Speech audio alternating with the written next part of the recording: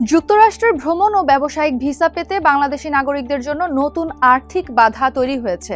Trump প্রশাসনের ঘোষিত একটি পরীক্ষামূলক কর্মসূচির আওতায় ভিসা বন্ড বা জামানত দেওয়ার এই বাধ্যবাধকতা আরোপ করা হয়েছে বাংলাদেশ সহ ৩৮টি দেশের নাগরিকদের জন্য। নতুন এই নীতি কার্যকর হলে যুক্তরাষ্ট্রে স্বল্পমেয়াদী ভ্রমণ অনেকের জন্য ব্যয়বহুল ও জটিল হয়ে উঠতে পারে।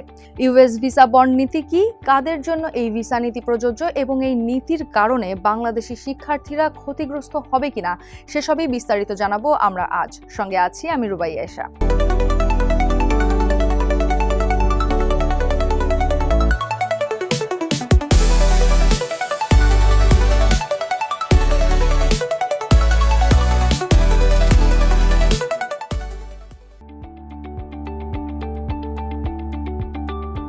ভিসা বন্ড হলো যুক্তরাষ্ট্রে প্রবেশের ক্ষেত্রে একটি আর্থিক জামানত ব্যবস্থা।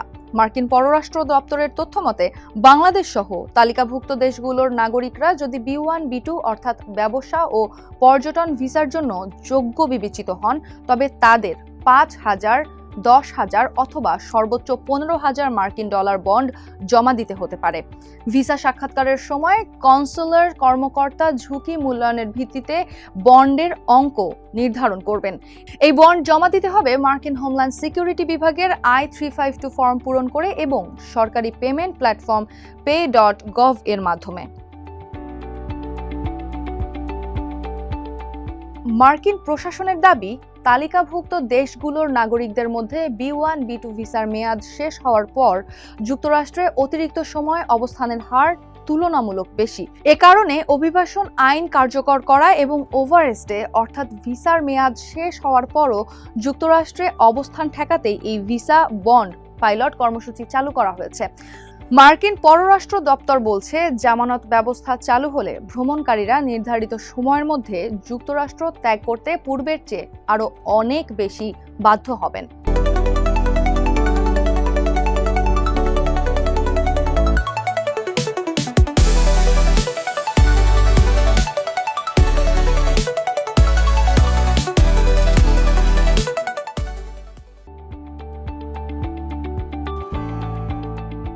সব ভিসার জন্যই কি এই নিয়ম প্রযোজ্য? এক কথায় উত্তর হচ্ছে না। এই নিয়ম কেবল B1, B2 ভিসা অর্থাৎ পর্যটন ও ব্যবসায়িক ভিসার ক্ষেত্রেই প্রযোজ্য হবে। শিক্ষার্থী, কর্মী কিংবা অভিবাসী ভিসার ক্ষেত্রে এই ভিসা বন্ড নীতি কার্যকর নয়। এমনকি B1, B2 ভিসার ক্ষেত্রেও সব আবেদনকারীর জন্য বন্ড বাধ্যতামূলক নয়। কেবল যাদের ক্ষেত্রে কনসুলার কর্মকর্তা প্রয়োজন মনে করবেন তাদেরকেই বন্ড দিতে হবে। এই নীতির কারণে F1 স্টুডেন্ট ভিসায় যুক্তরাষ্ট্রে যেতে ইচ্ছুক বাংলাদেশি শিক্ষার্থীরা সরাসরি ক্ষতিগ্রস্ত হবেন না, কারণ ভিসা বন্ডের নিয়মটি শিক্ষার্থী ভিসার ওপর প্রযোজ্য নয়। তবে অভিবাসন বিশেষজ্ঞদের মতে সামগ্রিকভাবে যুক্তরাষ্ট্রের ভিসা নীতিতে কড়াকড়ি বাড়ার প্রেক্ষাপটে শিক্ষার্থীদের ক্ষেত্রেও সাক্ষাৎকার ও যাচাই প্রক্রিয়া আরও কঠোর হতে পারে। ভিসা বন্ড দিয়ে যারা যুক্তরাষ্ট্রে প্রবেশ করবেন তাদের বোস্টন লোগান, নিউ ইয়র্কের জন এফ কেনেডি অথবা ওয়াশিংটন ডালাস এই 3টি নির্ধারিত বিমানবন্দর দিয়েই প্রবেশ ও প্রস্থান করতে হবে। শর্ত মানা হলে বন্ডের অর্থ স্বয়ংক্রিয়ভাবে ফেরত দেওয়া হবে।